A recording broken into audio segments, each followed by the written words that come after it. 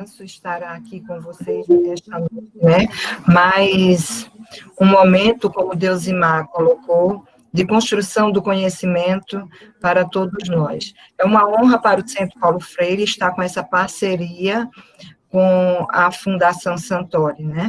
Então, aliás, Fundação Sátiro, desculpem. Hernani Sátiro, a FUNES.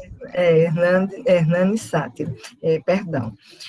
É uma alegria imensa, né, a gente poder fazer essa parceria, estarmos juntos nesse processo dessa iniciação sobre o pensamento de Paulo Freire, porque em momentos tão difíceis quanto esses que todos nós estamos atravessando, se faz necessário cada vez mais a gente defender o legado de Paulo Freire e trilhar um caminho rumo aos 100 anos de Freire, né? Então, a gente não pode deixar de falar em todos os momentos, assim como este momento aqui, que é do curso que nós estamos com essa parceria.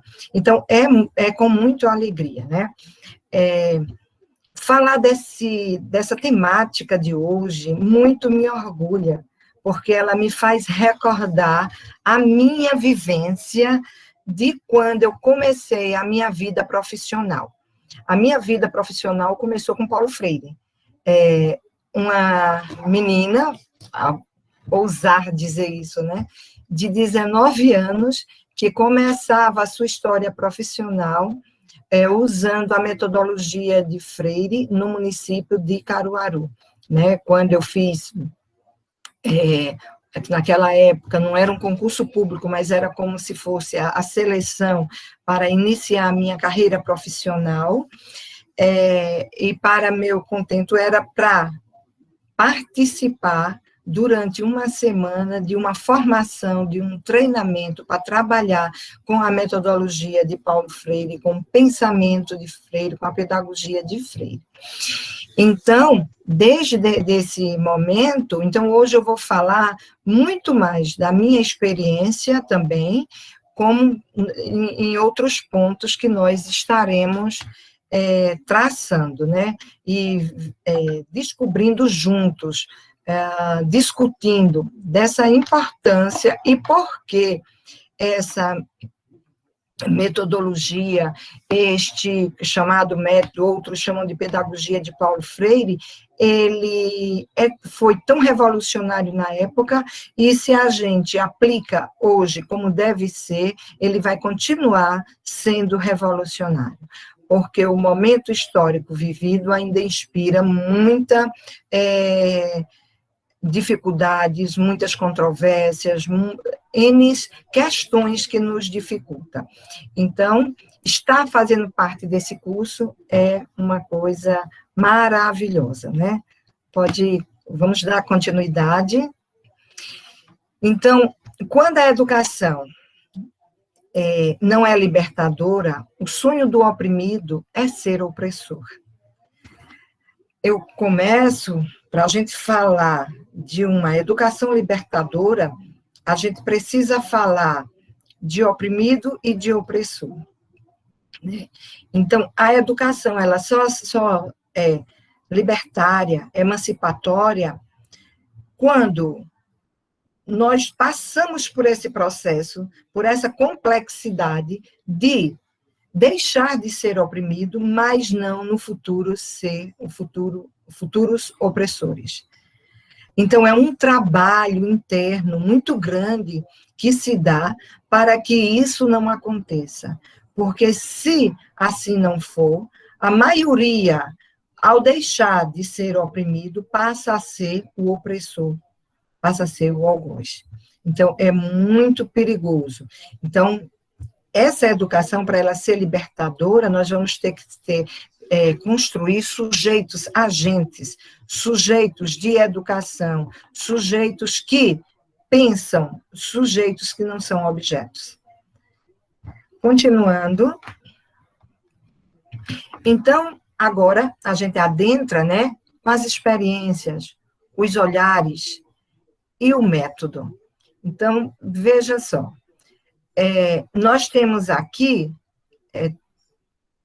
vários itens, né? Vou falar um a um, né? Colocando aqui. Para a gente poder entender, compreender, é preciso a gente entender quais foram as experiências vividas, quais foram os olhares que Paulo Freire teve para a construção. Por que será que Paulo Freire pensou em construir um método que alfabetizasse pessoas em tão pouco tempo e também que ele fosse eficiente e eficaz, né? Que ele trouxesse resultados e que as pessoas sentissem felizes, que as pessoas, eu digo muito, eu trabalhei com adulto muito tempo e eu sempre digo que o adulto, ele não quer um resultado para o futuro como a criança quando ela entra na escola. A criança, quando ela entra na escola, quando ela adentra, a gente vai galgando o caminho dela, professores, família, e é uma meta para o futuro. O adulto, ao entrar na escola, ele não vai ter como é que eu vou dizer? Ele não vai... Desculpa, gente, eu estou desligando aqui, que ele não vai... Ele quer um resultado imediato, bastante imediato. O resultado é para agora. Então, você fazer uma alfabetização de 1 ano, de 2 anos, de 3 anos, e aquele adulto não conseguir aprender, ele desiste, ele sai da escola. Então, a instrumentação da educação, ela é importantíssima, porque Paulo Freire diz: nenhuma ação educativa pode prescindir de uma reflexão sobre o homem e de uma análise sobre as condições culturais. Então, essa instrumentação da educação, ela é importante porque é essencial que a gente tem que fazer essa reflexão, mas, além da reflexão, uma análise. Não há educação fora das sociedades humanas, e não há homens isolados. Por isso que há Paulo Freire tanto diz, os homens não se educam sozinhos, os homens se educam em comunhão, uns com os outros. E é nessa comunhão que a gente consegue. Então, é preciso instrumentalizar essa educação, saber qual é o seu objetivo, saber o que é que queremos e por onde vamos percorrer, qual é o caminho que vamos percorrer, né? Então, para isso, é preciso a gente ser situado no tempo, se situar no tempo. O momento histórico de hoje é diferente do momento histórico de ontem e será diferente do momento histórico de amanhã. Então, a temporalização é um aspecto fundamental dessa construção, né? Como também as condições especiais de temporalidade e de situalidade, né? Aliás, a gente tem que saber a sua situação, né? Porque se nós não sabemos onde o outro se encontra, quais são as expectativas do outro, aquele que vamos trabalhar, e nós levamos tudo pronto, então a gente não está instrumentando a educação. E esses são aspectos importantíssimos, né? São aspectos tão importantes que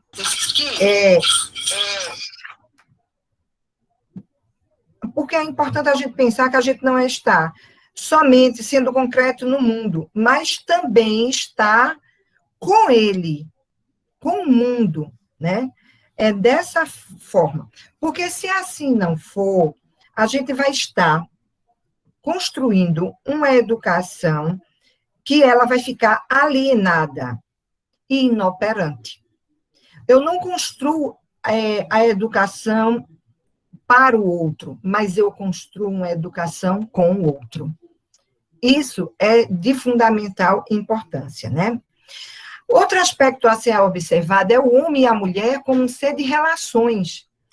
Eu tenho que observar que nós não somos sozinhos no mundo, nós somos seres de relações. E por ser seres de relações, somos sujeito por vocação e objeto por distorção. A minha vocação ontológica é ser sujeito. Agora, a distorção no mundo é que acontece a minha condição de ser de objeto neste mundo. Então, é muito importante que eu saiba qual é a minha condição, que eu lute pela minha condição de sujeito, para que eu não me torne objeto do conhecimento. Então, essas relações, elas são fundamentais e de grande importância, né? E nessas construções dessas relações, eu tenho que pensar nas conotações de pluralidade e de criticidade, consequências e temporalidade. Se eu não adentro nessas questões, o que é pluralidade, o que é a criticidade, qual a importância? A consequência que causa o determinada educação para o sujeito, né? E a temporalidade, como eu falei anteriormente, são aspectos fundamentais. Sobre a pluralidade, Freire diz, pluralidade não só com relação aos diferentes desafios que lhe faz o ambiente, mas também com relação ao próprio desafio. Eu sou singular, mas eu vivo na pluralidade. E ser singular dentro da pluralidade é um desafio. Então, eu tenho que ver essa relação do próprio desafio, né? E os diferentes desafios que causam dentro do ambiente que é plural. Eu lido com pessoas que pensam diferente de mim, com pessoas que têm uma maneira de ser diferente de mim. Então, é importante eu pensar nessa pluralidade, nessa relação. Por quê? Porque existe uma pluralidade na própria singularidade do ser. Na própria singularidade do ser, existe uma pluralidade. Eu, Erivalda profissional, eu, Erivalda mãe, eu, Erivalda avó, eu, Erivalda esposa, eu, Erivalda professora, eu, Erivalda presidente do Centro Paulo Freire. São pluralidades que existem em mim no ambiente, assim como em todos nós, né? Então, o homem só assim é que o ser humano vai ser capaz de transcender, de discernir, de separar as órbitas existenciais diferentes no mundo que existem, porque são muitas, né? De distinguir o ser de não ser. Eu preciso ser mais, estar no mundo para ser, e não para não ser. Então, isto é de grande fundamentação na construção dessa teoria, né? A gente precisa adentrar e pensar. E assim,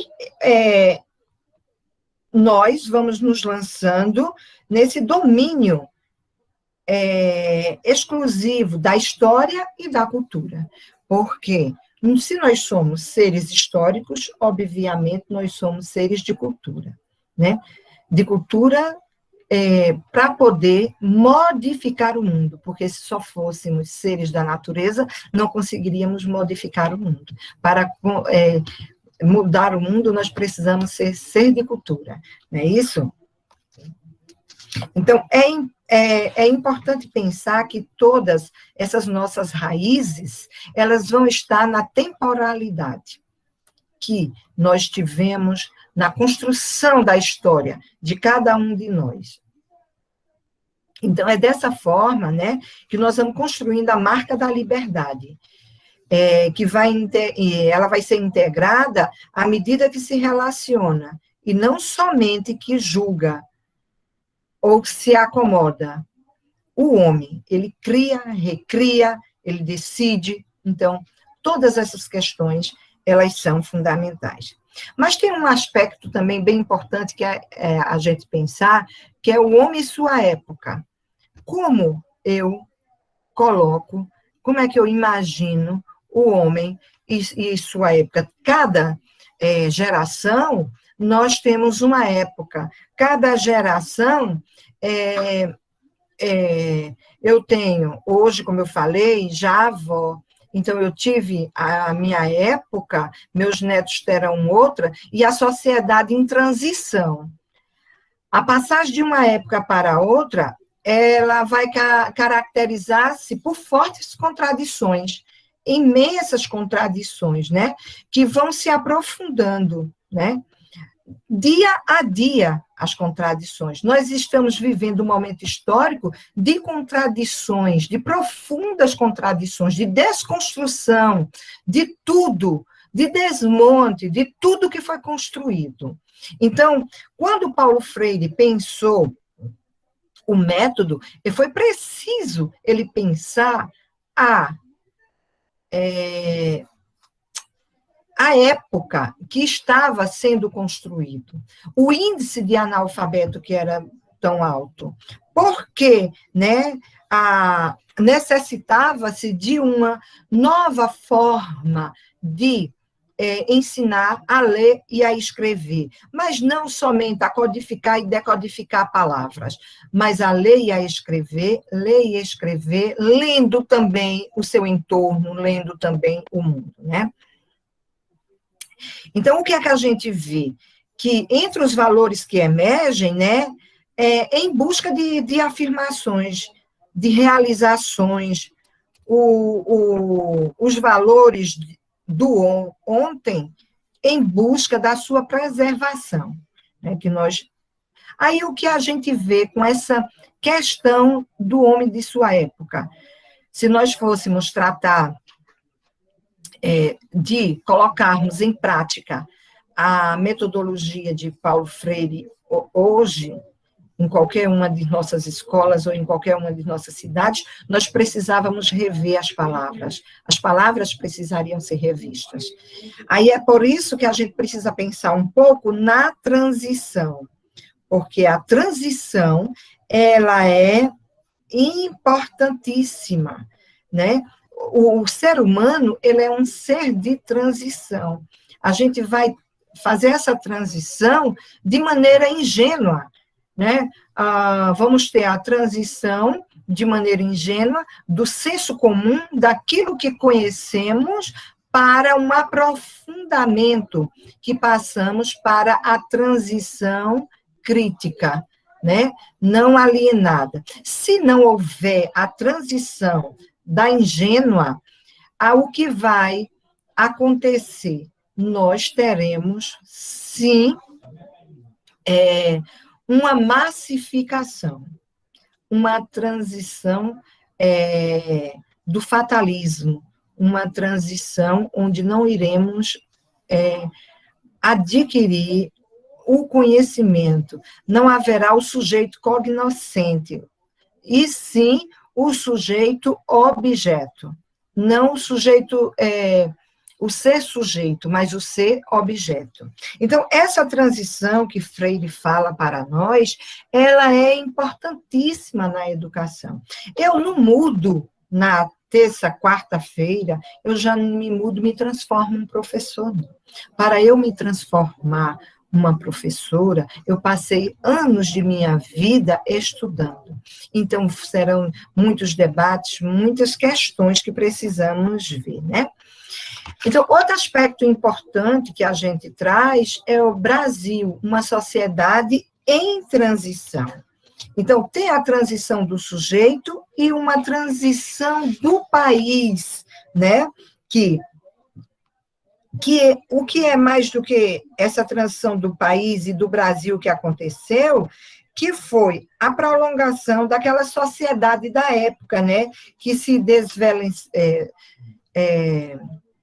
ela vinha se desvanecendo na qual se vai se projetando, querendo se preservar apenas naquilo que já está construído.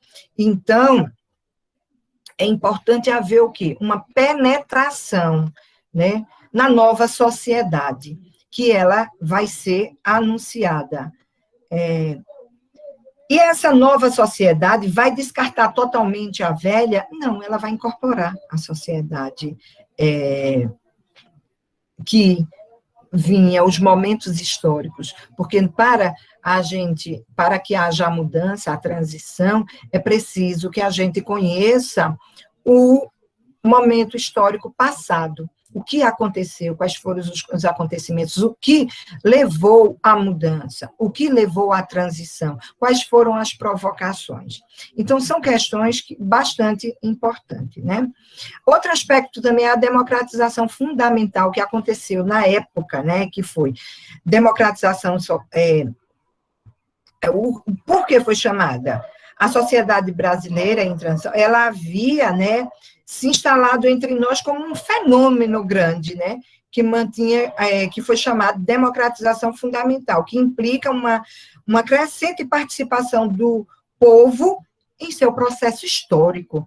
Quando o povo começa a participar, quando o povo começa a ter voz, a decidir. Então, o processo de alfabetização para aprender, ele precisava dar voz às pessoas.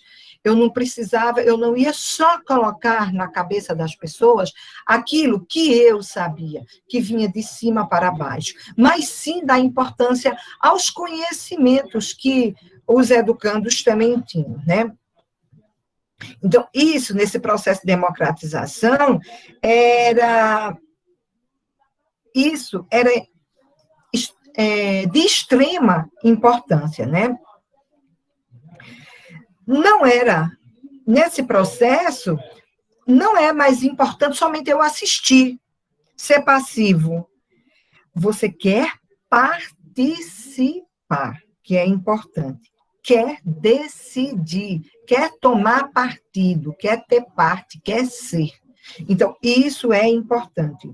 Então, o povo vai emergir, né? O povo vai emergindo, ele vai deixando de ser desorganizado e vai se organizando em classes.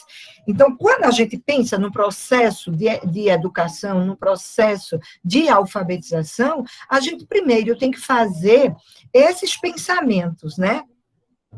Aí Freire diz assim: por isso, esta educação, ao significar um esforço para chegar ao homem sujeito, enfrentava como ameaças os setores privilegiados. Esses setores privilegiados que Freire fala, a elite dominante, né? A hegemonia que até hoje impera, né? Para o irracionalismo sectário, a humanização representava um perigo. Então, se humanizar na época se representava um perigo. Por isso que, com o golpe, como nós vimos a semana passada, quando falamos da biografia de Freire, a gente viu como muitas pessoas sofreram e foram atacadas naquela época, né? E tiveram que sair de nosso país e tudo, e tantas questões outras. Porque a questão ontológica do homem é para ser sujeito, né? E não a de ser objeto de sua educação, né? Outro aspecto fundamental que eu preciso compreender é o homem e a mulher e o mundo, porque nós não estamos sozinhos, como eu disse, nós não somos isolados. Nós estamos no mundo, com o mundo, né? Eu estou no mundo, mas eu também estou com o mundo. Então, eu preciso observar a realidade do sujeito, mas estar com ela, com a realidade daquele sujeito, daquele aprendiz, daquele educando, né? Porque senão eu não vou ter um resultado de criação concretizada no domínio cultural. Quando não se conhece a realidade, não se tem o domínio cultural. E não tendo domínio cultural, não se constrói a consciência crítica. A consciência crítica, ela vai ser construída a partir do domínio cultural que nós fazemos da nossa realidade, né? Então, é por isso que o homem, quando eu me refiro ao homem, o homem e a mulher, né, ele estabelece uma relação sujeito-objeto, de qual vai nascer o conhecimento. Sem essa relação, nós não vamos conseguir, né? E isso a gente vai conseguir a partir, né, do objetivo que se faz pela preponderamente sensível. A gente tem que ter uma sensibilidade. Freire fala muito em humanização, né? Se nós não tivermos consciência da educação que queremos, nós estaremos construindo na educação mais desumanização do que humanização. Então, por gentileza, vamos dar continuidade aí.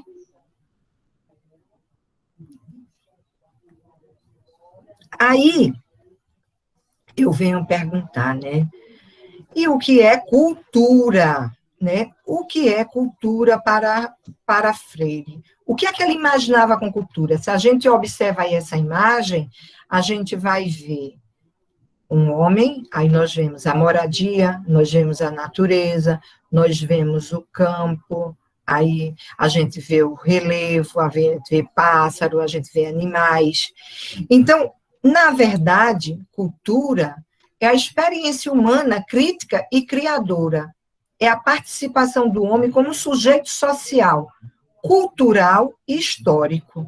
Então, quando a gente diz experiência humana, as minhas experiências críticas, mas além de críticas, elas têm que ser humanas, elas têm que ser criadoras para poder transformar o mundo. Participação do homem como um sujeito social, um sujeito da estrutura social que está inserido na sociedade. E essa forma de inserção cultural e histórica. É uma inserção cultural e histórica do homem, né? Então, é preciso compreender o conceito do homem-natureza, que é o homem que não interfere, e o homem cultura, e a cultura, né? O sujeito de cultura e o sujeito, o homem inserido, são dois aspectos importantes no pensamento de Freire que a gente precisa compreender, a natureza e a cultura. Podemos prosseguir?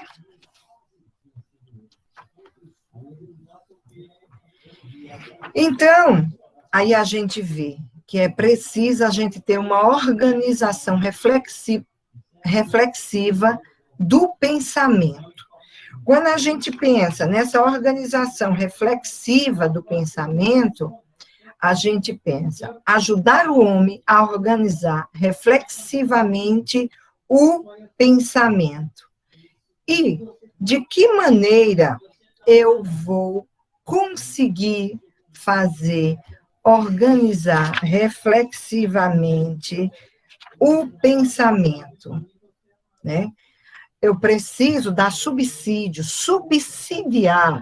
eu preciso mediar para que essa organização do pensamento ela não seja ingênua.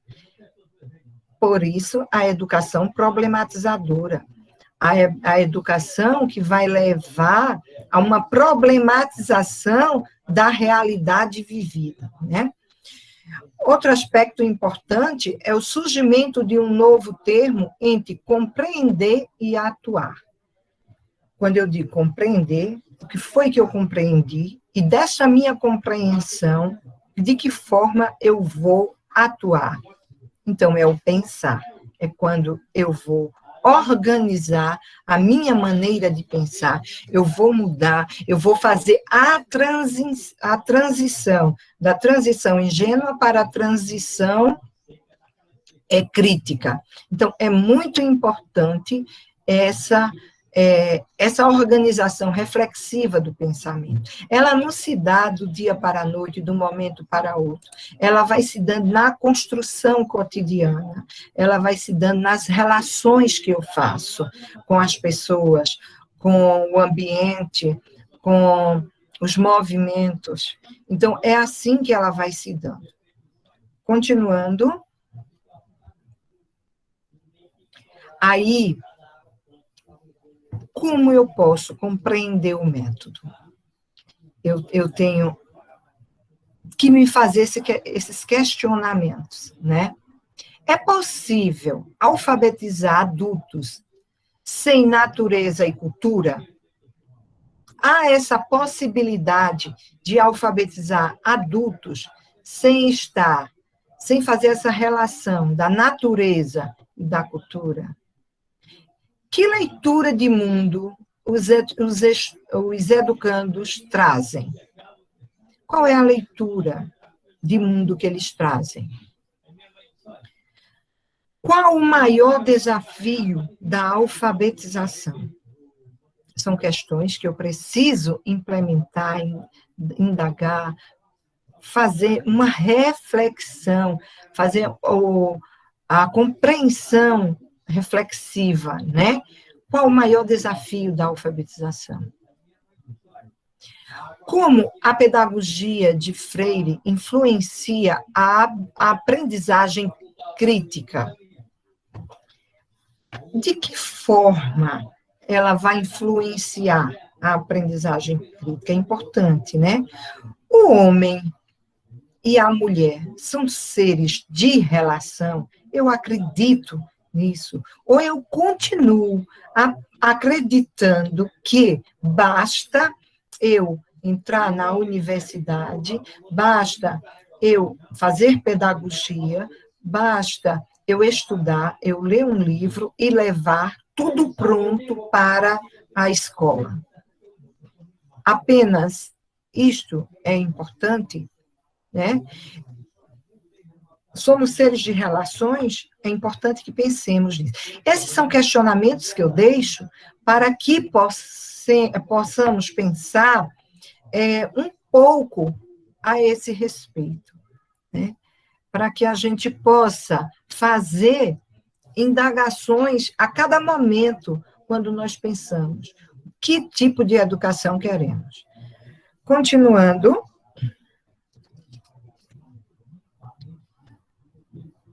Aí vem a pergunta: como fazer esse método? Como fazê-lo? O primeiro aspecto que Freire coloca, no método ativo, diálogo, crítico e criticidade. Veja, eu tenho que ter um método ativo, tenho que ter diálogo, tenho que ser crítico e ter criticidade.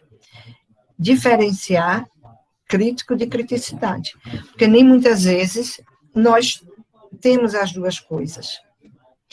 É preciso construir a politização, e a politização ela vai se dar através da criticidade.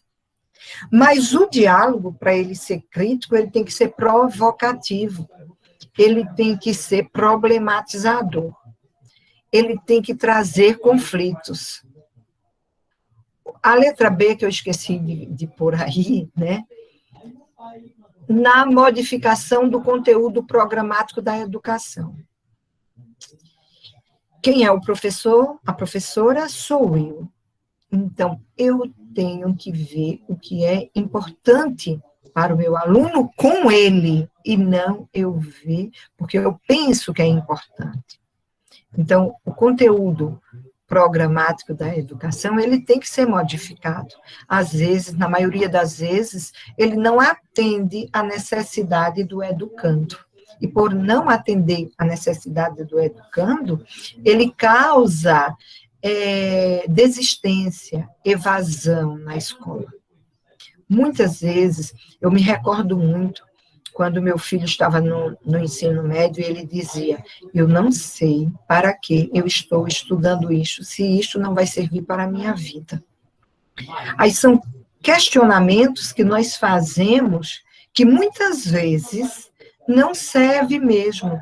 Nós ficamos como se fôssemos uma máquina de receber, e vamos recebendo, recebendo, recebendo, e não vamos tendo a criticidade de ver, de modificar a realidade que vivemos, né?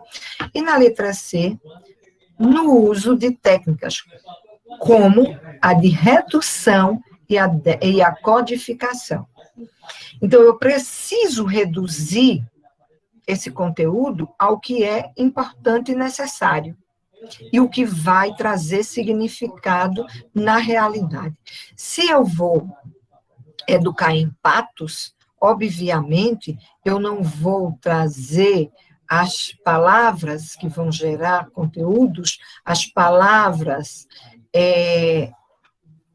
geradoras, as situações, problemas que eu tenho em Recife, que eu tenho em Caruaru, que eu tenho em Pernambuco, porque a realidade é outra, o estado é outro, a situação, o problema é outro. Então, eu tenho que fazer essa redução e tenho que fazer a codificação, reestruturar de acordo com a realidade. Prosseguindo. Então, eu tenho que perguntar, né, agora. Aí eu permaneci, essa imagem, Maria colocou a semana passada. E como a gente vê pessoas aí, livros, Paulo Freire, com a sensibilidade, a criança, eu pensei importante para a gente pensar diálogo. O diálogo é o encontro entre os homens, mediatizados pelo mundo, para designá-lo.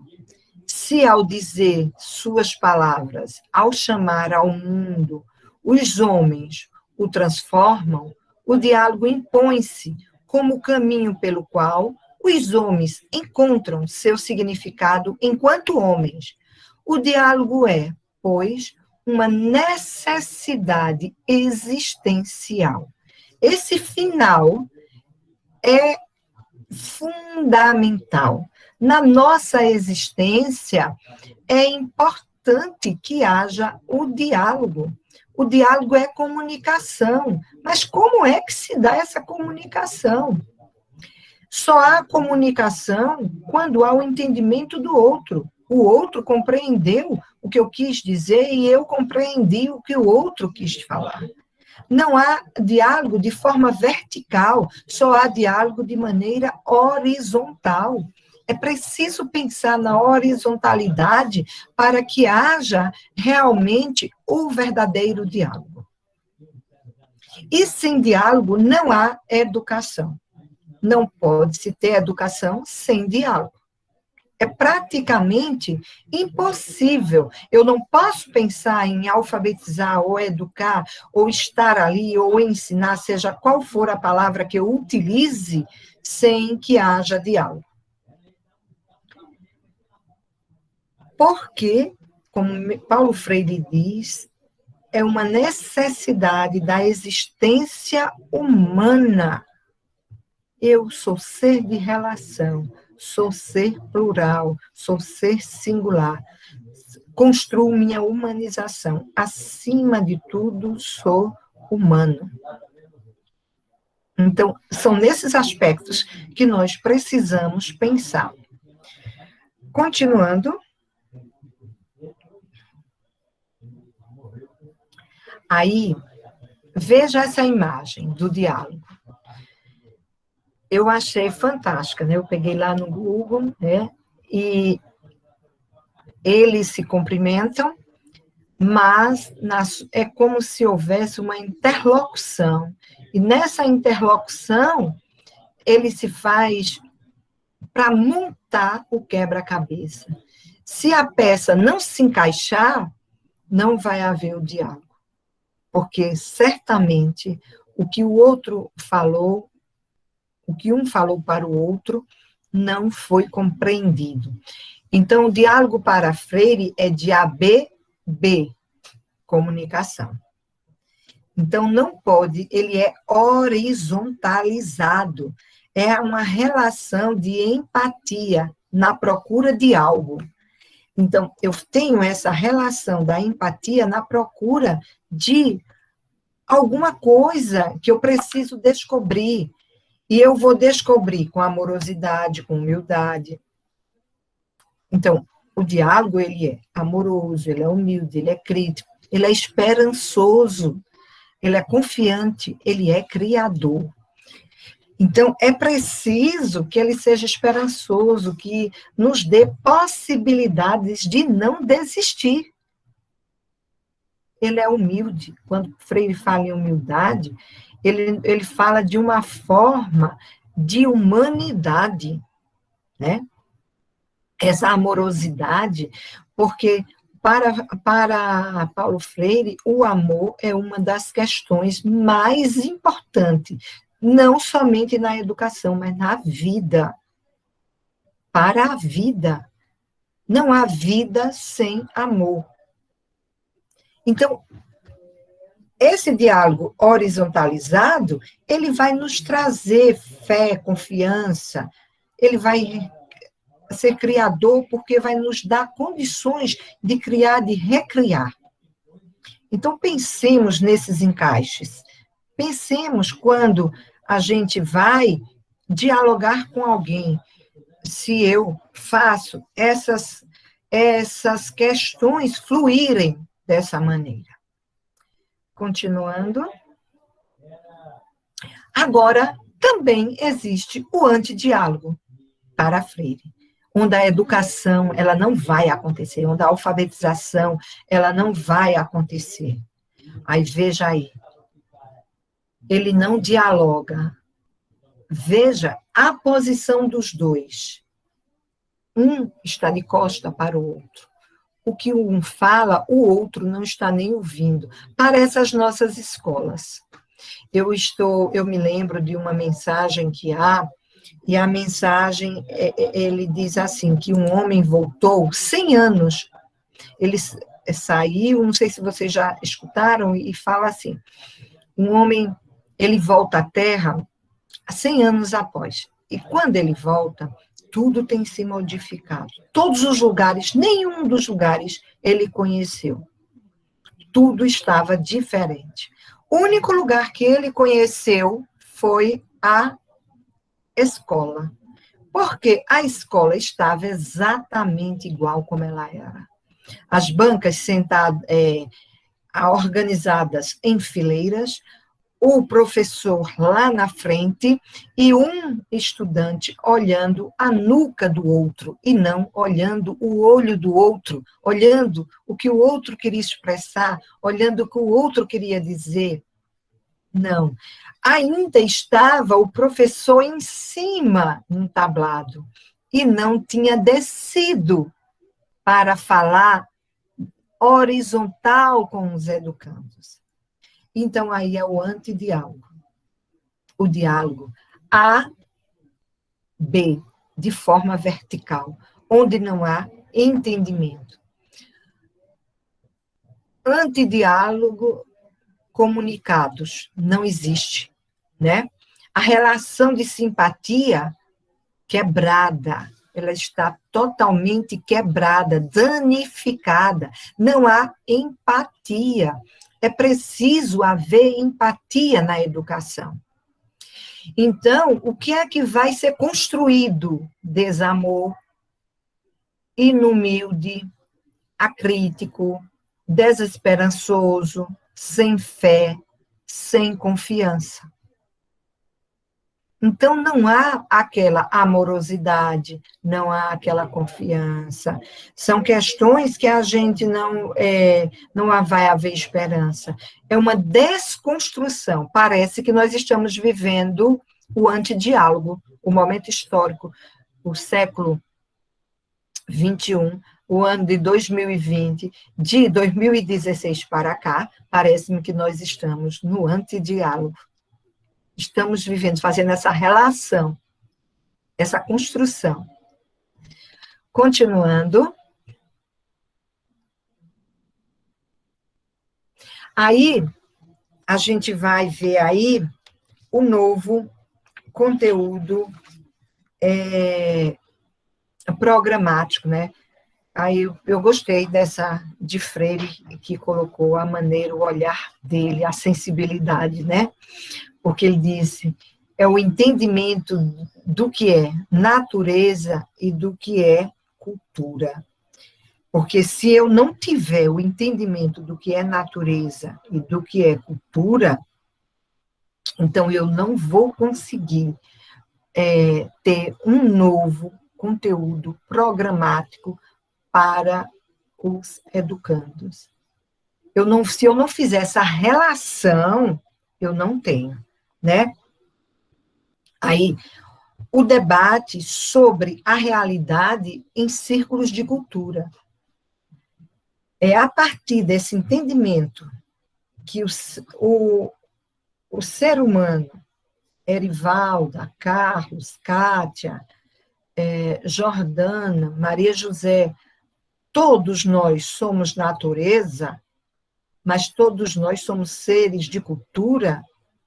Quando eu passo a ter esse entendimento, eu passo a ter voz, eu passo a conhecer a realidade. E a partir do momento que eu passo a conhecer a realidade, eu vou debater. Então, eu vou debater onde? Em círculos de cultura.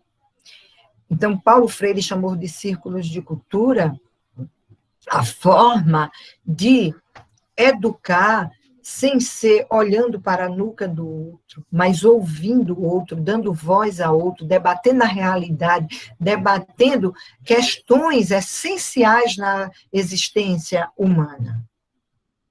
Então, são questões que nós precisamos compreender. Continuando. Aí, antes de a gente entrar para ensinar como é que a gente vai fazer o método, eu passo aí essas 3 situações. Eu vou ler primeiro a situação, depois eu passo a imagem da situação para que vocês possam ver como se dá, né? A primeira situação, problema. Um caçador iletrado, né? Inicia-se o debate desta situação, distinguindo-se nela o que é natureza do que é cultura. Cultura, neste quadro, que é o quadro que vai ser apresentado, dizem o arco, é a flecha, são as penas com os quais o índio se veste. E quando se lhes pergunta se as penas não são da natureza, respondem sempre, as penas são da natureza, enquanto estão no pássaro. Então, ela é natureza enquanto está no pássaro. A partir do momento que ela sai dos pássaros, ela passa a ser cultura, né? Depois que o homem mata o pássaro, tira suas penas e transforma elas com o trabalho, já não são natureza, são cultura. Tivemos a oportunidade de ouvir esta resposta inúmeras vezes em várias regiões do país, distinguindo a fase histórico-cultural do caçador da sua. Chega o grupo ao conhecimento do que seja uma cultura iletrada. Descobre que, ao prolongar os seus braços 5 a 10 metros, por meio de instrumento criado, por causa do qual já não necessita apanhar sua presa com as mãos, o homem fez cultura, quando construiu o arco e flecha, né? Ao transmitir não só o uso do instrumento que funcionalizou, mas a incipiente tecnologia de suas fabricações, as gerações mais jovens fez educação. Discute-se como se processa a educação numa cultura iletrada, onde não se pode falar propriamente de analfabetos, Parece, então, imediatamente, que ser analfabeto é pertencer a uma cultura iletrada e não dominar as técnicas de escrever e ler. Esta percepção, para alguns, chega a ser dramática. Passa aí, por gentileza. Veja, nós iniciaríamos não com aquela fala, que aquela fala já foi uma construção, né? Já está pronto, mas nós iniciaríamos com essa imagem, quais pontos a ser explorados nessa situação, a serem explorados, perdão. Quais pontos a serem explorados nesta situação? Então, a gente teria aí o índio, vestimenta, a natureza, o animal, o que é natureza, o que é cultura aí.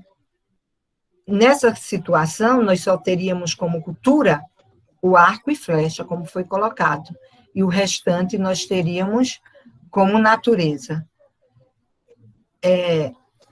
Então, a gente precisa trazer as situações, problemas, para depois a gente ir construindo a cultura, e a partir daí a criticidade que vai sair da ingenuidade. Então, a maneira de ver o caçador iletrado. Quem era o caçador iletrado? O índio. Ele não era alfabetizado, ele não foi à escola, ele não teve a oportunidade, né? Por gentileza. A segunda situação, problema. O caçador letrado. Vamos ver agora a diferença. Ao ser projetada esta situação, identificam o caçador como um homem de sua cultura, ainda que possa ser analfabeto. Discute-se o avanço tecnológico representado. Oi. Alguém invadiu aí. Houve uma invasão aí. Passa de novo para a gente dar continuidade.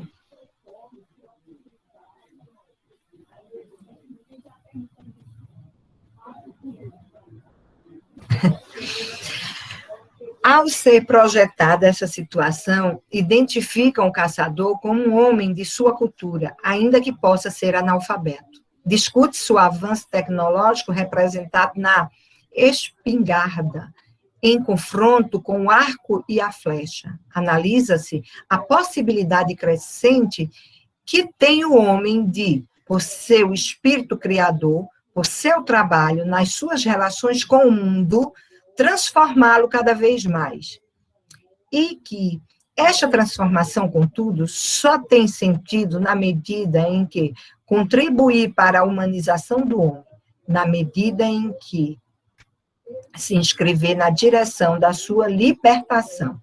Analisam-se, finalmente, implicações da educação para o desenvolvimento. Vamos ver qual seria a imagem disso daí, que o homem, mesmo sendo analfabeto, ele faz um confronto com a cultura. Pode passar. Olhe, a situação problema são homens que estão aí retirando animais que foram tirados, caçados, retirados da natureza. Então, ele construiu diversas situações. Certamente alguém atirou nesses pássaros, certamente alguém queria pegá-los para fazer alguma coisa. Então, a gente pensar que aqui o homem, ele já é fruto da cultura que foi implementada nele, que não foi a natureza só. Ele estava na natureza, mas ele já teve a cultura de atirar, de ter a arma, de prender o animal. de estar ali, de tirar a liberdade. Então, a gente, levando essa situação, daria uma discussão de 3, 4 horas. Porque se a gente vai, que outras situações de liberdade nós poderíamos ter? Que o homem provoca? Quais são? Da falta de liberdade, né? De aprisionamento, de caçar. Temos uma outra situação.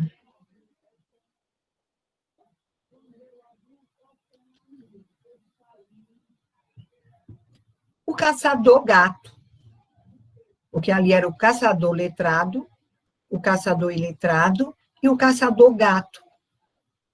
Na intenção com esta série, em outras, era estabelecer uma diferença faseológica entre os dois caçadores e uma diferença antológica entre eles e o terceiro. É claro que não se iria, nos debates, falar em faseologia, nem em ontologia. O povo, porém, com sua linguagem e o seu modo, percebe estas diferenças. Nunca esqueceremos um analfabeto de Brasília que afirmou com absoluta confiança em si: desses 3, só 2 são caçadores. Os 2 homens são caçadores porque fazem cultura antes e depois que caçam. Faltou apenas dizer que faziam cultura enquanto caçavam. O terceiro, o gato, que não faz cultura antes nem depois da caça, não é caçador, é perseguidor. Essa foi a percepção do estudante. Fazia, assim, uma diferença sutil entre caçar e perseguir. Em essência, o que havia de fundamental, fazer cultura, foi captado. Do debate destas situações surgia toda uma riqueza de observações a propósito do homem e do animal, a propósito do poder criador da liberdade, da inteligência, do instinto, da educação, do adestramento. Veja esse final. A propósito, da situação, surgia toda a riqueza de observações a propósito do homem animal. Não é isso que a gente vê? Deixa eu tirar aqui. O poder do instinto, da educação, do adestramento, o poder criador da liberdade. Como se constrói? De que maneira, no debate, vai surgindo essas possibilidades? Quem tinha o instinto? Quem tinha a educação? Quem tinha o adestramento? Quem criou a liberdade? Que imagem seria essa? Pode passar. Veja. A raposa, ela está caçando o peixe. Porque nós falamos de gato, o animal como um gato rápido que pega, né? Então, aqui a gente percebe que aí ele não tem cultura. Aí é o instinto. Aí o estudante, ele colocou que aí ele não foi caçador. Ele fez perseguição, ele distinguiu assim, na linguagem dele. Então, ele viu como caçador os dois primeiros. O índio, que ele precisava para sua subsistência, ele não caçava para destruir, e o segundo, que ele caçava para a destruição da natureza. Então, ele faz essa relação. E esse segundo, o último, não. Ele faz também pela necessidade, mas ele não é um ser de cultura, o animal, né? O ser humano, sim. Podemos prosseguir, por gentileza. Então, eu trago também alguns depoimentos de alguns estudantes. Veja, bem interessante. Ao fazer esses debates, esses estudantes, eles teciam depoimentos e diziam a importância, o que eles achavam importante, né? Um dos estudantes disse assim, o que está entre aspas, né? Quero aprender a ler e escrever, disse a analfabeta de Recife. Mas para que ela queria aprender a ler e escrever? Para deixar de ser sombra dos outros. Veja a percepção que ela tinha. Ela era sombra de outras pessoas, só caminhava de acordo com as outras pessoas. E um homem de Florianópolis, revelando o processo de emersão do povo, característico da transição brasileira. O povo tem resposta, ele disse. Um outro, em tom magoado, não tenho paixão de ser pobre, mas de não saber ler. Veja, são depoimentos lindos que nos levam à reflexão. Janeiro em Angicos, ele disse. Disse um homem deste sertão do Rio Grande do Norte. É duro de se viver, porque janeiro é cabra danado para judiar de nós. Quer dizer, ele fez uma metáfora. Janeiro, o mês, judiava dos seres humanos. Cabra danado, né? Afirmação ao gosto de Guimarães Rosas. Disse dela o professor Luiz de França Costa Lima, que fazia parte da nossa equipe de serviço de extensão cultural da Universidade de Recife. Então, esses depoimentos, nas nossas compreensões, eles são importantíssimos para a gente entender na época, e entender hoje, se você vai conversar com uma pessoa analfabeta, com certeza, a leitura de mundo que ela faz é diferente da leitura de mundo que fazia antes. Porque hoje nós temos uma mídia maior, nós temos uma mídia informativa, nós temos o WhatsApp, nós temos informações diversas, meios de comunicação. Mas os depoimentos deles, os sonhos, as utopias, o inédito viável deles, são lindos. Né? Continuando.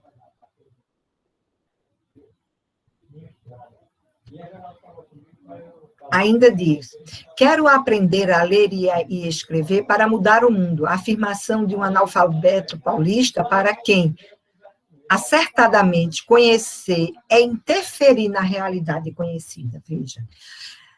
Aprender a ler para mudar o mundo. Quem não sabe ler, ele entendia que não conseguiria mudar o mundo. Quem não tinha conhecimento, né? O povo botou um parafuso na cabeça, isso foi outro estudante que disse, afirmou um outro, numa linguagem um tanto esotérica.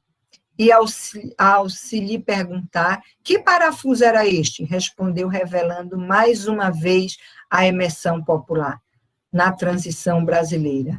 É o que explica o senhor, doutor, vi falar comigo, povo. Ele disse que a fala do professor é botar um parafuso na cabeça dele. Não estava entendendo nada. Eu já tive um depoimento de um estudante que disse assim, desistiu, fomos à procura, por que você não volta para a escola? Não volto para a escola, professora, porque quando a professora manda eu abrir o livro, eu não entendo nada daquele livro. E ninguém nunca imaginou que abrir o livro fosse fazer alguém desistir da escola.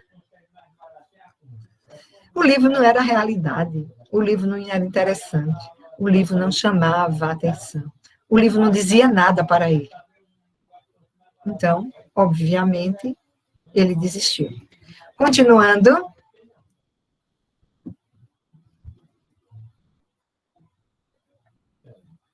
Então, gente, a gente parte agora para o método. Eu ousei entrar aí no site não, na internet, e ver que palavras nós poderíamos pesquisar hoje no universo vocabular aí em Patos, na Paraíba.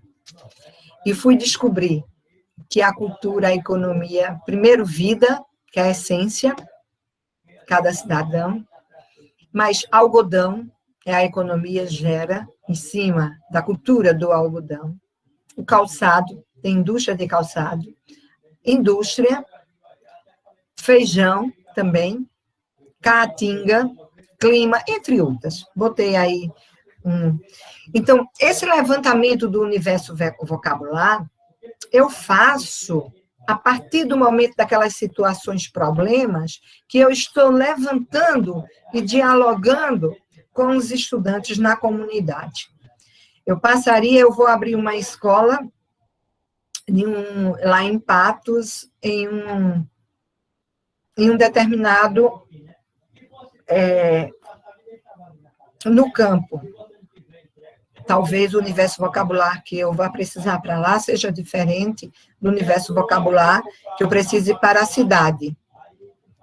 Então, como você vai fazer essa distinção do universo vocabular depois que você estabeleceu a relação entre natureza e cultura? A partir do momento que foi compreendido o que é natureza e cultura, então, os sujeitos terão condições de, no diálogo, de entender e de ver o que é importante para ele aprender, para ele, para você situar qual é a importância da aprendizagem. Então, esse levantamento do universo vocabular, a gente vai fazer, não é de cima para baixo, não é a Erivalda quem vai fazer, não é o MEC quem vai mandar, não é a Secretaria de Educação quem vai mandar, mas sim a comunidade e o sujeito educador e educando juntos, e a comunidade. Porque talvez, para mim, algodão não tenha sentido nenhum, mas para vocês tenha muito sentido a palavra algodão, e gere um significado importante. Calçado, para mim, isso não teria muito sentido, mas para mim teria sentido sulanca, teria sentido jeans, teria sentido feira, barro, polvo, teria sentido. Feijão, não, a gente não vive da agricultura, não teria muito sentido. Então, o universo vocabular, ele é escolhido na dimensão da discussão. Nas situações, problemas criadas, vão surgir o universo vocabular.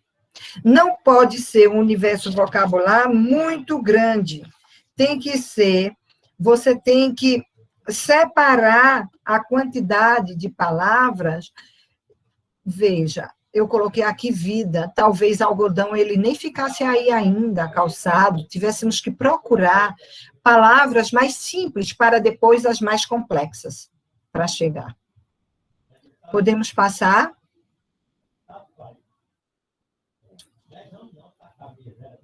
Então, qual é o critério para essa seleção de palavras, né? A da riqueza fonêmica, que nós precisamos ter, essa riqueza, ela tem que ter essa riqueza fonêmica. Os das dificuldades fonéticas, palavras escolhidas devem responder às dificuldades fonéticas da língua, colocadas numa sequência que vá gramaticalmente das menores às maiores dificuldades. Por isso, eu não poderia colocar logo uma palavra, trabalho, que tem sílaba travada. Eu teria que colocar uma palavra que fosse levar discussões mais simples. Agora, eu vou fazer palavras como nós tínhamos aquelas cartilhas que seguem a ordem do alfabeto, não, mas sim a necessidade da discussão, da temática, a necessidade de aprendizagem não se dá numa sequência alfabética, mas sim numa sequência da realidade vivida. Aí, outro ponto importante é o teor pragmático da palavra, isso que eu acabei de dizer, né, que implica numa maior pluralidade de engajamento da palavra numa dada realidade social, cultural e política. Então, essa palavra vai me dar possibilidade de eu discutir socialmente, culturalmente e politicamente, e entre outras coisas. Porque, além, quando eu vou escolher o universo vocabular, eu tenho que perceber também essas questões. Podemos continuar? A primeira coisa que eu coloquei aí, para a primeira palavra. Se a gente fosse viver a situação, nas situações problemas, eu coloquei primeiro o que foi explicado, porque foi uma situação já vivida em diversos lugares do Brasil, então eu coloquei a situação para depois mostrar a imagem. Mas na metodologia de Paulo Freire, nós primeiro vamos mostrar a imagem, né? Nós vamos começar da imagem, ou pintada, ou desenhada. Hoje é muito rico que a gente tem a internet para pegar, né? Naquela época era muito difícil, que não se tinha, por isso que ele diz desenhada, pintada, assim. Aí eu iria perguntar a vocês aqui, o que essa imagem representa para vocês? Então, iriam surgir, se nós fôssemos abrir os microfones agora, poderíamos ter diversas situações. Alguém quer me dizer o que poderia causar essa situação? O que essa imagem representaria para você? Djaneide, por gentileza, você poderia me dizer? Para você, Djaneide, essa imagem, o que ela representa? Ela representa o cultivo de ideias, ela representa o alimentar o conhecimento, mas, acima de tudo, representa terra, origem, raiz.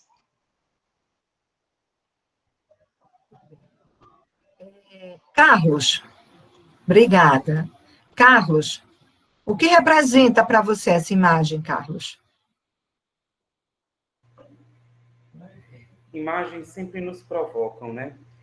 São mãos que plantam, mãos que semeiam, mãos que ajudam, mãos que educam, mas também há semente. Se há semente, há plantio, há a esperança de colheita. Quando tudo isso é posto num viés educacional, nós imaginamos de que realmente o saber tem raízes tão profundas e ontológicas do próprio ser que talvez brote no coração de tantos sonhos, esperanças, mas também preocupações, divagações.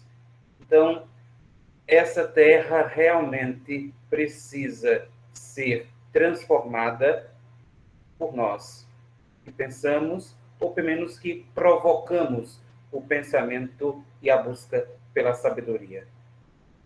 Obrigada, Carlos. Olha, vejam, eu estou num grupo de professores. A análise que vocês fizeram da imagem é uma, mas se eu tivesse num grupo de pessoas que não sabem ler a imagem, a leitura que eles fariam seria outra. Se eu fizesse essa leitura na cidade, seria uma. Se eu faço essa leitura no campo, é outra. Eles poderiam colocar a falta de alimento, o homem do campo que trabalha não é valorizado, a plantinha que nasce, ele poderia colocar a falta de água, a estiagem, a morte, a vida, N questões que daria para a gente puxar aqui, questões sociais. Todo ser humano tem condições de plantar? Toda pessoa. São diversas questões políticas, questões sociais. Claro, a belezura das falas de Carlos e de Janeide foi voltado para um vocabulário de professores, para um vocabulário, mas se eu estou com um estudante, e eu vou instigar, o meu papel não é de dar resposta, o meu papel é só de provocar. Por quê? Por quê? Por quê? Por quê? Por quê? Sou o professor do porquê. Não sou o professor da resposta. A resposta nós vamos descobrir juntos. Essa é a grande diferença. Passa aí, por gentileza, Deusimar.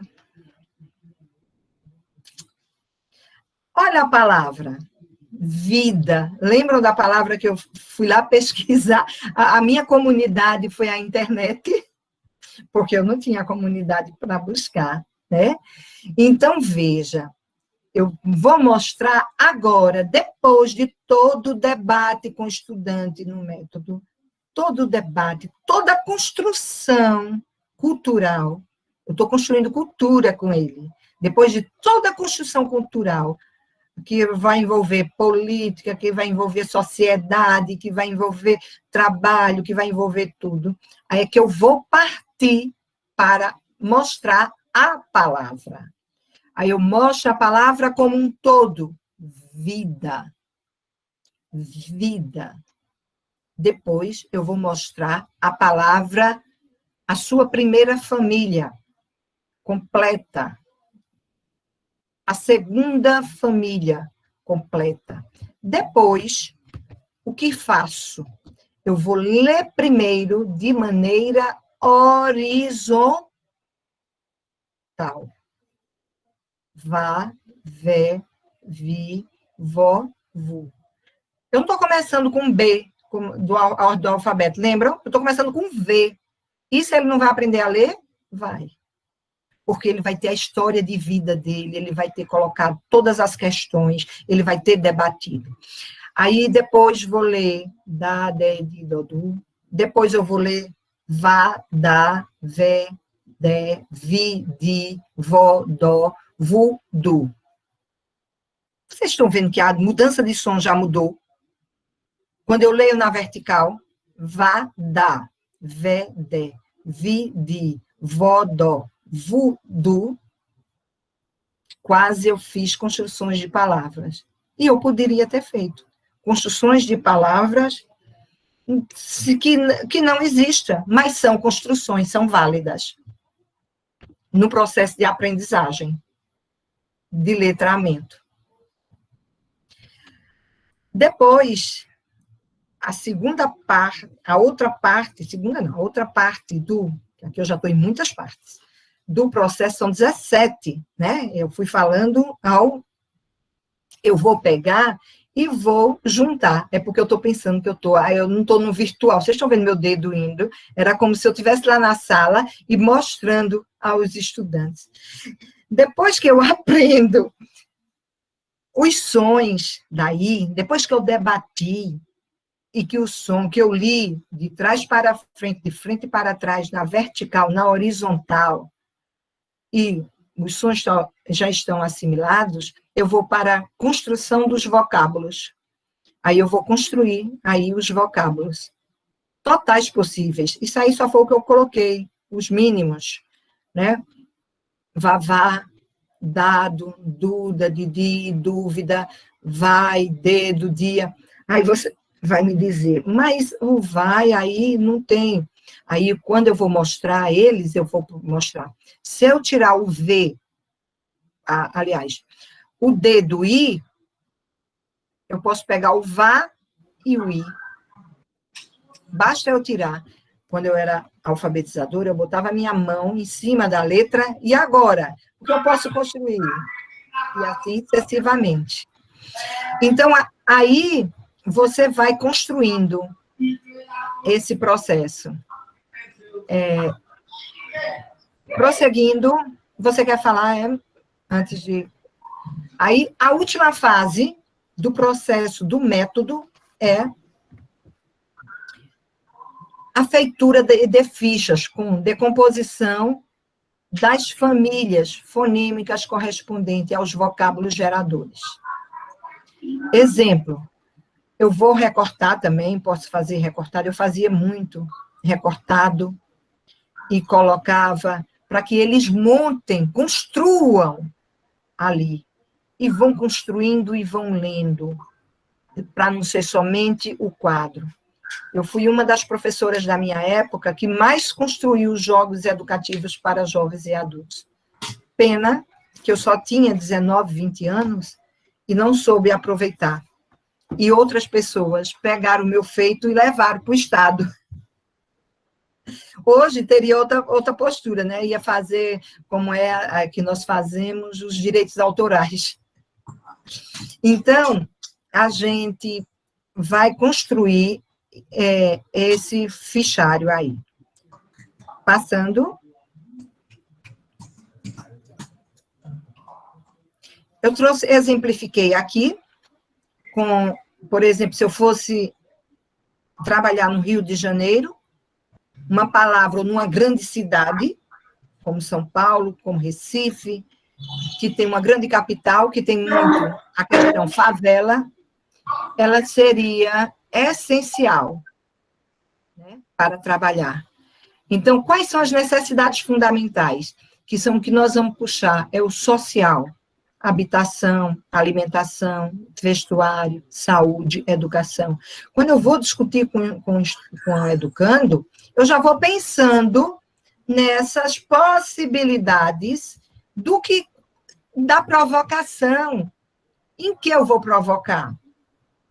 Porque eu vou botando gancho, pegando gancho na fala de um, na fala de outro, e vou montando a discussão junto com eles. Eu não vou levar a discussão pronta. Quem vai discutir são eles. Então, esse é só um exemplo. E claro que na palavra favela, nós iríamos ter uma imagem da favela. Eles eram quem ia dizer que era favela. Não seríamos nós. Hoje nós teríamos o recurso de levar um vídeo, de levar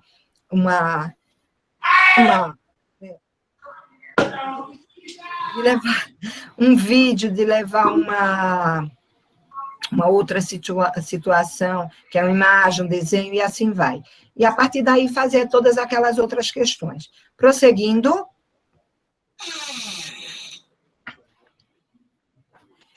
Então, antes que eu fale disso, eu gostaria de mostrar a vocês, aqui, essa foi aos 19 anos de idade. Não sei se dá para vocês lerem aí. Faz ler, obtém repercussão no encontro. Esse foi o projeto que foi criado na minha cidade e que nós trabalhamos, e eu fui a primeira professora a dar aula de Paulo Freire, porque foi um desafio. Eu estava desempregada, passei na faculdade, passei no vestibular, que naquela época, eu digo hoje aos meus filhos, era difícil, foi 21 para uma vaga em letras. Era difícil você ter uma concorrência dessa, né? Claro, para a época. Aí o que acontece? E eu não tinha como pagar a faculdade. Então, foi lançado esse projeto, e durante uma semana nós fomos preparados para trabalhar. E o que aconteceu no momento? Eu pensava que eu já estava empregada, mas não foi. A secretária de Educação, na época, perguntou quem daria os passos da semana toda, no outro dia daria uma aula, como se estivesse na sala de aula e eles fossem estudantes. Eu levantei a mão, Erivalda, ousei e disse, eu nunca tinha ouvido falar em Paulo Freire, mas eu anotava tudo que ela dizia, para não perder.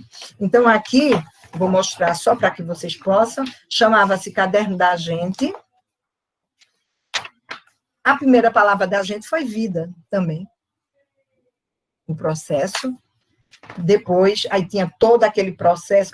E, por final, aí é que ele vai construir as sentenças, né? Quando ele constrói as palavras, aí vamos juntar, por exemplo, se ele criou vavá e criou dado. De quem é o dado? O dado é de vavá, um exemplo, né? Aqui, povo, luta, que a gente estava saindo da ditadura militar, foi na época, foi em 84 esse projeto, então, luta era uma palavra muito significativa na época. Aí vejam que vai ampliando as dificuldades. Aí aqui, em luta, já apareceu o título de eleitor, o voto, como subtítulo.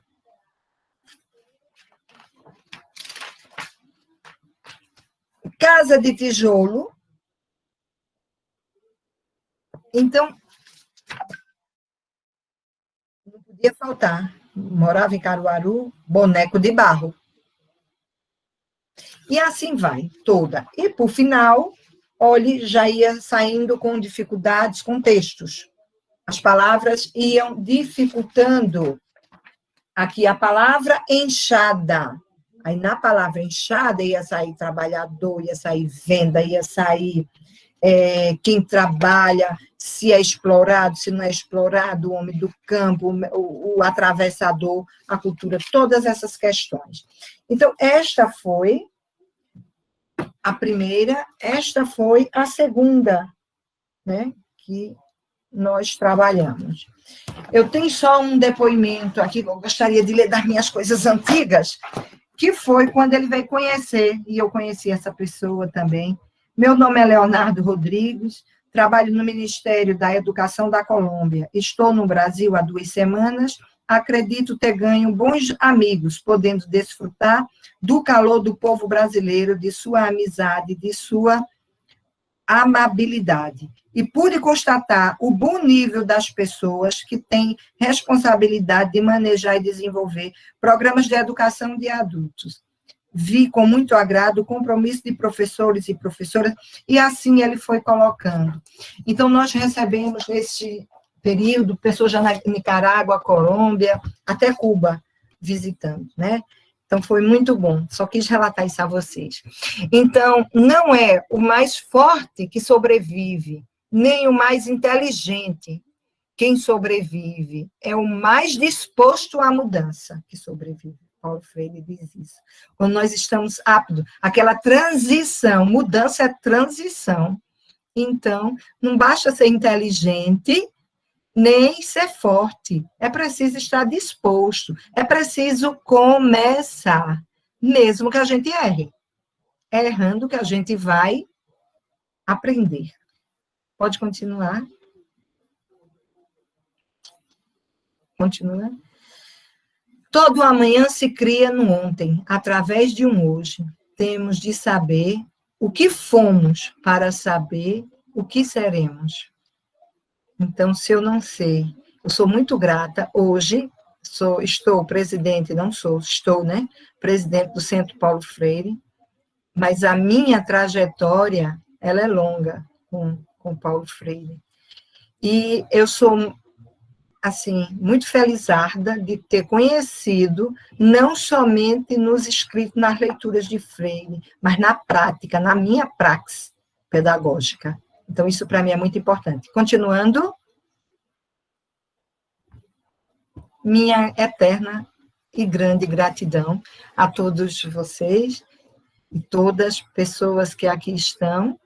Espero poder ter contribuído com vocês, não sei se falei demais, é porque colocar o método em menos de 2 horas, eu pensei em fazer essa introdução histórica todinha para poder entender e não só chegar na questão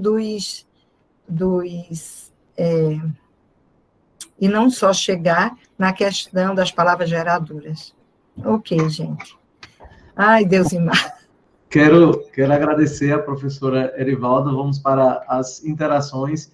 Percebam que quando se fala sobre essa temática, tendo vivido uma determinada realidade específica, Erivalda fala até um pouco com emoção, a gente sente até um pouco essa emoção nas palavras dela, E aí eu fiz alguns destaques para que a gente possa, nesse finalzinho do nosso segundo encontro, estimular um pouco o debate e a participação de vocês. Então, fazendo um pouco, né, alguns destaques em relação àquilo que a professora Erivalda colocou.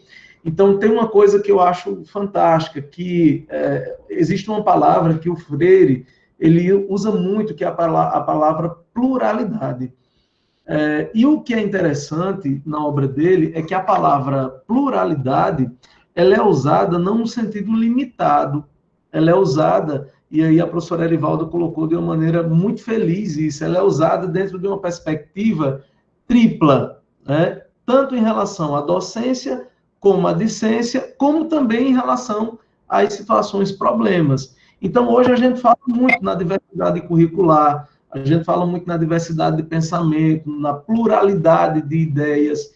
E o Freire já falava sobre isso lá na década de 60. Como é importante respeitar esse processo. Quero mandar um abraço especial para minha irmã, Dejanaide, lá de Caruaru, viu, Erivalda? Ela é sertaneja. Boa. Mas faz um tempinho que mora em Caruaru e é professora aí em Caruaru, no Sagrado Coração. É uma pessoa apaixonada por educação. Então, seja bem-vinda, Deja. Outra coisa interessante que Erivalda coloca é a vida educacional é uma contradição. É uma contradição. Nós estamos sempre colocados num dilema, numa contradição, num paradoxo. E nós estamos vivenciando muito isso hoje. No meio de uma pandemia, a situação dos professores, por exemplo, da rede privada, como a dominação econômica muitas vezes nos deixa reféns desse processo, porque existe uma grande pressão para que as escolas particulares voltem, os professores dependem financeiramente dos salários das escolas particulares e fica naquele dilema, naquele paradoxo de defender uma volta às atividades presenciais, mesmo sem as condições sanitárias específicas. Então, a vida do educador ele é uma eterna contradição, um eterno dilema relacionado a essas escolhas. Uma coisa que eu também quero fazer um destaque em cima daquilo que a professora Erivalda colocou, e é uma coisa que, assim, a gente vai descobrindo todo dia uma coisa nova, né? E a professora Erivalda colocou uma coisa que eu achei fantástico, né? Que eu achei fantástico, destaquei aqui, que é o domínio cultural da própria realidade. Então, quando o Freire coloca que é essencial nesse processo de ensino que haja esse domínio cultural da própria realidade, que o aluno conheça aquilo que ele está aprendendo, que ele vivencie aquilo que ele está aprendendo.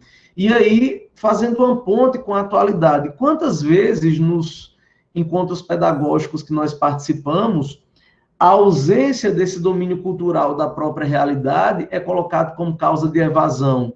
O professor Erivaldo colocou um exemplo de um aluno, né, que, de repente, resolve não voltar para a sala de aula porque não entende a situação que está sendo colocada ali. Então, nos encontros pedagógicos, quantas vezes, por exemplo, a indisciplina ela é explicada a partir desse viés? Porque se o aluno não aprende, ele tende a ficar inquieto. Então, fazendo uma ponte com a atualidade, a ausência desse domínio cultural da própria realidade também pode ser gerador de evasão escolar, também pode ser gerador de indisciplina. Quero destacar, né, a criação do Universo Vocabular aqui de Patos. Erivalda acertou, viu? Acertou. Nós fomos grandes produtores de algodão no passado. Patos tinha 3, 4 usinas que funcionaram até algum tempo atrás. Então, o sertão, aqui, a nossa região, ela foi um grande centro produtor de algodão. Inclusive, no século XIX, as linhas férreas que foram construídas foram para levar o algodão que era produzido de Sousa até Campina Grande, de Campina Grande levado para João Pessoa para embarcar. Então, tem tudo a ver. Calçados, a indústria de calçados em Patos. Patos é um dos maiores produtores de calçado do Brasil, né? Então, essa pesquisa ela é essencial para conhecer o universo vocabular disso. E eu encerro, gente, com uma provocação no sentido do seguinte: por que Paulo Freire fala tanto em política? Essa é uma das críticas de quem confunde o educador Paulo Freire com o agente político. Não dá para confundir a pedagogia de Freire e aí colocar Freire apenas como um militante político. Freire vai falar muito sobre política, gente, porque era o momento no qual ele estava inserido. Então, as ações de combate ao analfabetismo naquela época estava totalmente direcionada às ações políticas dos governantes da época. Então, o momento que o Brasil estava vivendo, ali na transição, ali do governo de JK, passando pelo governo de Jânio Quadros, que passou apenas 8 meses, depois nós temos 2 anos de problema de posse do João Goulart, o Brasil vira parlamentarista, mas ninguém entende muito o que era esse sistema. O Brasil passa 2 anos sem ter um sistema firme em relação a isso. E aí, em 1964, vem o golpe. Então, Paulo Freire fala muito em política, nesse contexto dos escritos dele, porque era o momento no qual ele estava inserido. Então, por isso que ele vai retratar bem a condição daquelas pessoas que não sabiam ler e escrever. Tem dados de pesquisas lá em Angicos que a média nacional seria ali. Tem livro que diz que era 60% de analfabetismo. Tem livro que fala que era 68% de analfabetismo. Tem livro que fala, gente, que em Angicos a taxa de analfabetismo era de 75%. Então, era o momento no qual ele estava inserido, o momento político no qual ele estava inserido. Então, não é que Paulo Freire só fale de política, ou ele fala muito de política, é o momento no qual ele estava inserido ali. Temos alguns comentários aqui, Erivaldo, algumas participações aqui. Lucy Sátiro, gostei muito da apresentação. E Erivaldo sugere um olhar muito interessante das ideias de Paulo Freire. Cátia Aretusa, sensacional. Fabiana, excelente colocação da professora Erivalda. Maria, foi uma exposição brilhante. A nossa presidenta é show. Temos aqui vários comentários. O depoimento da Praxis é libertador. Então, gente, temos aqui 2 pessoas com a mãozinha levantada. 2 pessoas com a mãozinha levantada. Nielda e Carlos. Nielda, você quer participar? Pode ficar à vontade, Nielda. Querido Carlos. Carlos? Internet. Olá. Sim, pode ficar à vontade. Professor, assim, de antemão agradecer, né? Foi muito esclarecedor as palavras da nossa palestrante e dizer que estudar, aprender, ensinar, né? Nós que somos professores, nós temos uma vivência eu digo todos os dias que a gente não só ensina, a gente aprende mais que ensina. E vamos dizer assim, a metodologia de Paulo Freire, ela nos ensina a ser, além de professor, a ser humano, a enxergar a vida por outro ângulo, né? E isso nos fortalece enquanto pessoas, enquanto seres que transformam. Então, gostaria de deixar só esse agradecimento, porque foi assim, bem esclarecedor e nos renova a esperança de continuar com a educação cada vez mais freiriana. Obrigada. Obrigado, Nilda, pela participação. Já a professora Erivalda vai encerrar, também fazendo os comentários dela. Eu queria passar para o nosso querido Carlos, né, um dos maiores oradores aqui da cidade, viu, professora Erivalda? Fica à vontade, viu, Carlos? A senhora desconte, professora Erivalda, a bondade de amigo que persegue ao confrade Deusimar e a mim. Mas parabenizar a professora Erivalda, saudar a todos os colegas. Eu queria provocá-la, professora Erivalda, a que nós retomássemos um pouco essa questão dos olhares múltiplos de Paulo Freire, aplicando um pouco diante da realidade educacional que passamos, permeada por uma pandemia, problematizada por tantas questões sociais e políticas, o método de Freire ainda pode ser aplicado, mesmo de forma remota, em tempos de pandemia, a provocar nos educandos como autores e sujeitos de sua própria mudança ou transição, e como esse fio condutor dos olhares da multidisciplinaridade, da interdisciplinaridade, são alocados no pensamento de Freire nos dias atuais. Professora Erivalda, quer responder no final para fazer uma fala só ou quer ir participando aos poucos? Você quem sabe, pode ficar à vontade. Pode escolher, pode ficar à vontade. Coloque outra. Bom, quero registrar também está me auxiliando aqui na parte técnica, minha esposa Islênia Dias, professora também, educadora, e está me auxiliando também aqui na parte técnica, né? Ela e todas as suas colegas, né, que fazem parte também desse grupo que vem nos auxiliando na divulgação, Surama, Roberta, enfim, grandes educadoras que eu tenho o prazer de conviver. Dejanaide, pode ficar à vontade. Boa noite a todos e todas, e é uma grande honra participar desse estudo, desse momento com vocês, partilhando, né, tantos saberes e experiências. Então, o método freiriano, ele me inspira a cada dia e me ajudou muito nessa trajetória Educação e Cultura e Ajuda.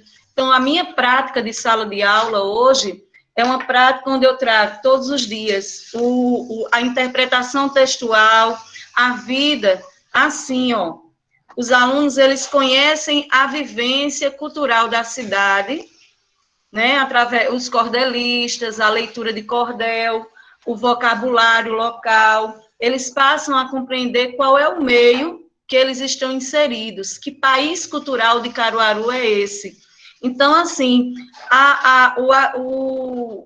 nós estamos conseguindo mais alunos leitores, mais alunos inseridos na prática de atividades, o gosto, o prazer pelo estudo, porque eles se identificam com o que eles estão estudando. Hoje, eles têm um livro paradidático, que eu não gosto muito desse nome, de autores daqui de Caruaru. Então, estimulando quem está aqui, lendo, aproximando os saberes. Então, esse conhecimento que Paulo Freire, ele passa para a gente de aproximar a prática pedagógica da vivência, do dia a dia. Então, de repente, eu cheguei com um cordel para a leitura e um aluno fez, eita, é da minha família. E eles começaram a explorar esse mundo cultural de todas as formas, xilogravura, cordel, cantores, e é isso. O método Paulo Freire, ele me inspira a trazer para os meus alunos e para mim,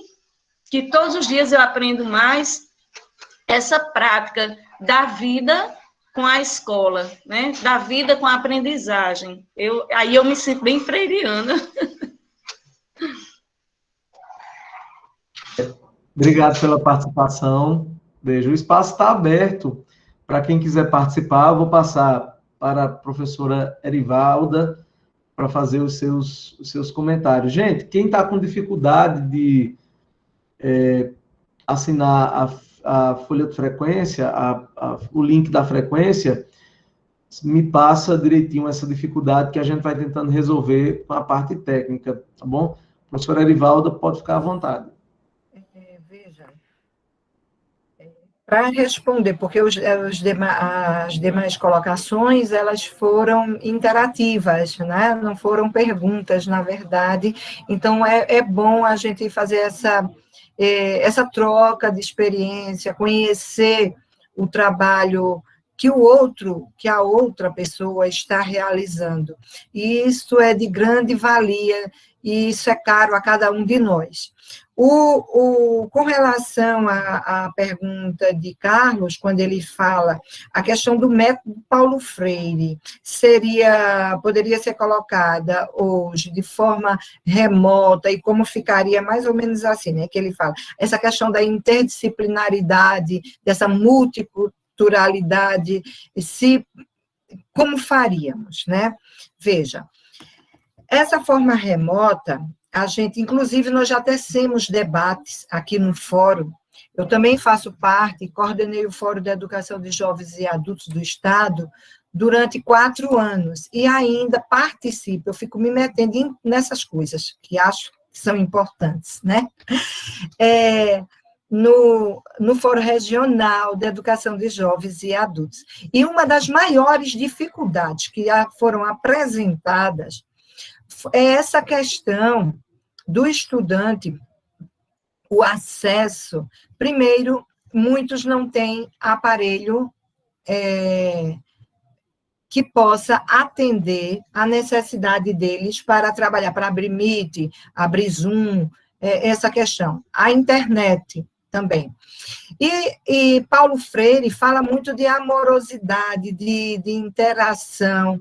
Como nós poderíamos fazer? Nós temos uma mentalidade diferente, nós que aqui estamos, mas os estudantes da educação de jovens e adultos, para quem seria destinado e mesmo para as crianças, quem é professor, que eu não sei se de Janeiro é com criança ou é com adolescente, a dificuldade que os professores estão enfrentando para essas aulas remotas.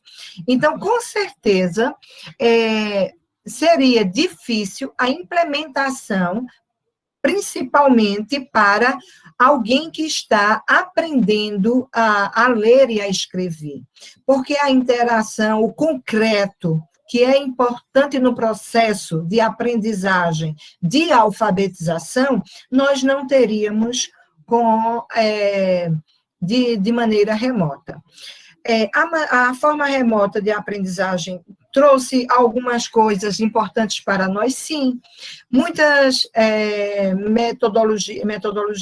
tecnologias, nós pudemos ver e manusear. Eu me lembro que o ex-presidente do Centro, André, ele foi um dos projetos dele, e ele dizia assim, Erivalda, vamos comprar um aparelho para a gente fazer essas videoconferências, e precisava. Era um sonho dele. De repente vem a pandemia e nós fazemos videoconferência a todo vapor aí o tempo todo. Nós tivemos que aprender a lidar com essa realidade. Mas nós que já temos um certo conhecimento, e sofremos muito. Nós sofremos para poder fazer a apresentação, nós sofremos para poder colocar o áudio, nós sofremos para tirar, para abrir a câmera. Agora, imagine um estudante que ainda não tem esse conhecimento. Então, eu acredito, a meu ver, assim, Carlos, pode-se até tentar, né? Nada é impossível. Agora, que vai funcionar, eu não sei, eu não saberia dar essa resposta a você, porque eu vejo Paulo Freire na amorosidade, no olhar no outro, no ver, no estar junto, nessa construção cultural, multicultural, a interdisciplinariedade. Como vamos fazer, porque interdisciplinaridade não é eu pegar a palavra, vou botar na minha aula de português, que na frase eu vou colocar uma extensão matemática, não. A interdisciplinaridade, como todos nós sabemos, ele vai muito além disso, a trans vai muito além. Eu estar em conjunto, entrelaçados as disciplinas umas com as outras, né, para poder fazer esse link. Então, eu penso que nessa forma nós não conseguiríamos construir isto. E para o estudante que não sabe ler, seria muito difícil. muito difícil, porque vocês percebam que para passar o método, eu fiquei o tempo todo querendo botar meu dedo aqui, mostrar a vocês, parecia que aqueles slides aqui, eles estavam real, era como se eu tivesse, mas só que eu já estou com muitas vezes participando desse momento virtual, mas o estudante, a pessoa que não tem ainda essa prática, muitos de nós não participa na fala, não faz a fala. Então, eu não... talvez eu não tenha dado a resposta que você tenha querido ouvir, mas eu vejo a metodologia freiriana, claro que nós não paramos, nós continuamos a realizar atividades, realizamos grupos de estudos, realizamos palestras, N questões nós fizemos lá no Centro Paulo Freire, mas isso não quer dizer que a gente vai dizer que agora a gente vai conseguir. Eu penso que eu não funcionaria como é para funcionar. Ok. Bom, gente,